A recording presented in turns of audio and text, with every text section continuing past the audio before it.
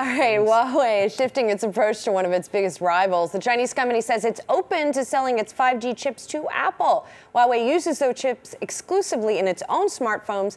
Selling them to Apple is a significant change in strategy. Joining us with more is Aikiko. So Aikiko, you covered this closely. Why the switch, and is Apple even going to really buy these chips? Well, so we'll get to the second part of the question later, but let's start with these comments. They came from founder Ren Zhengfei in an interview he gave to CNBC. And really, when you look at why Huawei would say this, it's really just about looking for business opportunities in the U.S. at a time when they're very limited. It's one that actually makes sense from Huawei's standpoint. You look at where Apple is right now. They've got a very limited supply chain from where they can get these 5G chips. The two big players here in the U.S., Intel as well as Qualcomm.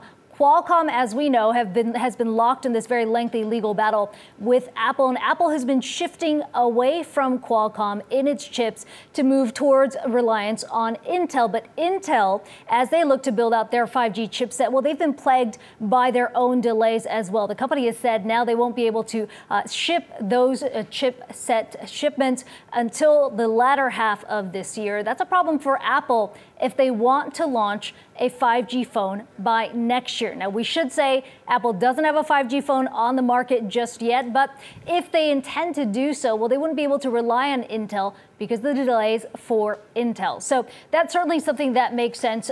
We should point out there is another part to this story. Apple could be looking to produce its own 5G chips. There have been reports that the company has about 1,000 to 1,200 engineers working on modem chips for their iPhones. They've recruited engineers from Intel as well as Qualcomm. One more thing I should note in this interview that Ren Zhengfei gave to CNBC, he's very complimentary of Steve Jobs. He says that Steve Jobs wasn't just great because he built Apple, but he brought in this new mobile era. He says he is super great.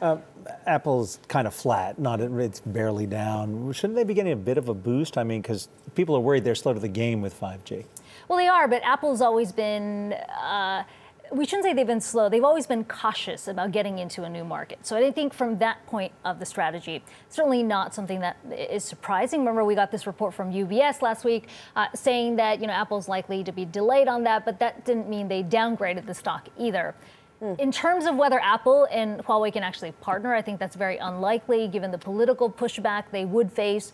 Chips have a lot of data on them. The U.S. has repeatedly said they pose a national security risk. Yeah, I was going to ask about the security question. I mean, does Apple have any other options, though, outside of Huawei and Intel, for example, to get these chips? They've also brought some of their chip production in-house, right? Exactly. So outside production, they don't have a lot of options. Intel is it. Intel's been plagued by delays. So if they want to launch a 5G phone by next year, they wouldn't be able to do it without Huawei on board. Having said that, as you've noted, Apple increasingly moving things, in-house. Do they have the 5G chips to go forward? I mean, that's still a big question. Apple doesn't always reveal all those things. But, it's interesting, I think, with Huawei just kind of dangling that carrot out there to say we're open to partnerships and we've got the technology in place to do that.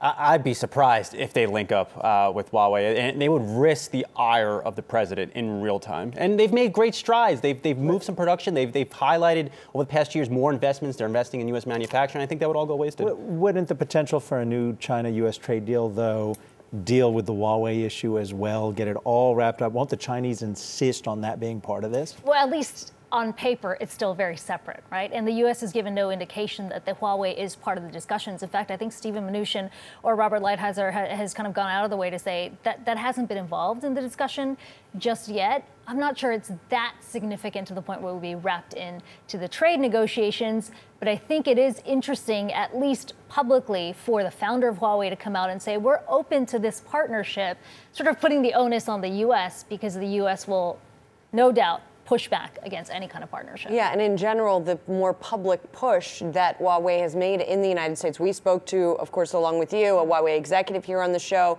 As you mentioned, that the Huawei head giving that interview. And this is a switch in strategy, seemingly, for the company, that they're sort of going to investors and the public more directly in the United States. Yeah, and it also points to the fact that Huawei has the chips in place, right? I mean, you look at Intel.